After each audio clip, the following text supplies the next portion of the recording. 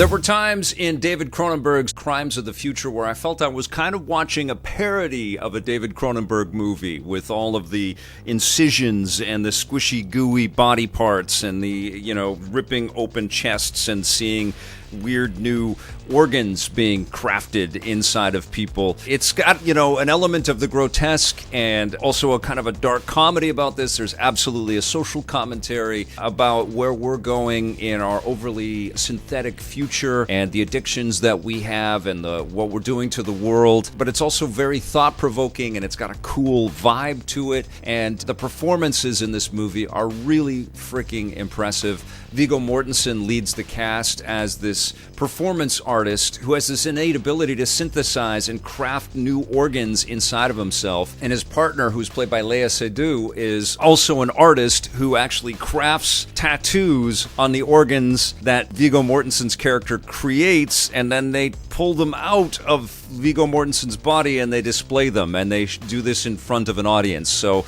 it's very weird, and you kind of have to sign up for how squishy and gooey and bloody and gory this world is going to be. And David Cronenberg does not shy away from that. There's also a truly shocking scene with a young child, a couple of scenes with a young child that I couldn't watch. They were too much for me. I had my hands over my eyes like that, and it was just too disturbing.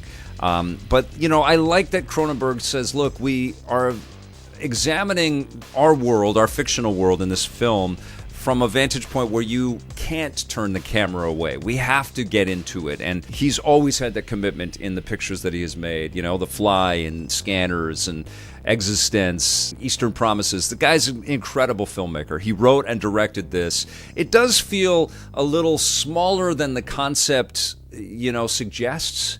This is a science fiction world where a lot of systems are breaking down and everybody lives in these dark, dank places with broken bits of technology. There are different government organizations that are focused on policing people and observing people. Kristen Stewart, who's also in this movie, is part of the National Organ Registry, and so she kind of is part of a system that frowns on this performance art that Viggo Mortensen and Seydoux are pulling off all the time. And they are world-renowned, and they've got lots of people that just look at them as these incredible artistes with impeccable tastes, and they're just so fascinating. And the movie examines that subculture in some pretty spectacular ways. At one point, we see this woman just getting her face all cut up because she doesn't want to be beautiful. And we see every incision. We see the knife going over across faces and into body parts, and it's incredibly gross.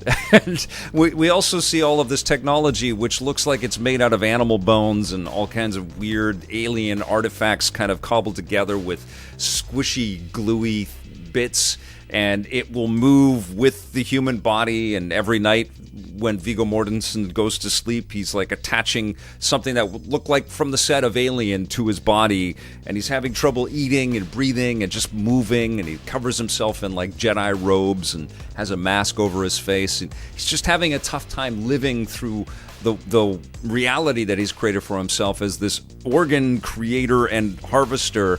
And then there's this whole meta story about this child and their family, and the father's played by Speedman, and I think he does some terrific work in this movie, about the sort of larger threats facing humanity and the world and how people are dealing with that. And that's where the interesting science fiction elements are sort of examined and explored in this movie, but it's reined in, and you can tell that budgetary constraints really kind of, close us into these 6 or 7 tight little sound stages that we get to see everything in, and everything's kind of blacked off and vignetted, in the corners, so we can't really see anything. And there's moments actually in the movie where Viggo Mortensen will just sort of duck into the shadows and disappear, and it's so dark, and so depressing. And I know that's part of the message of the film, but I feel like this storyline and these concepts would have been better served if we could have examined more of the world, and had a little bit more budget to go in and see how different parts of the world are dealing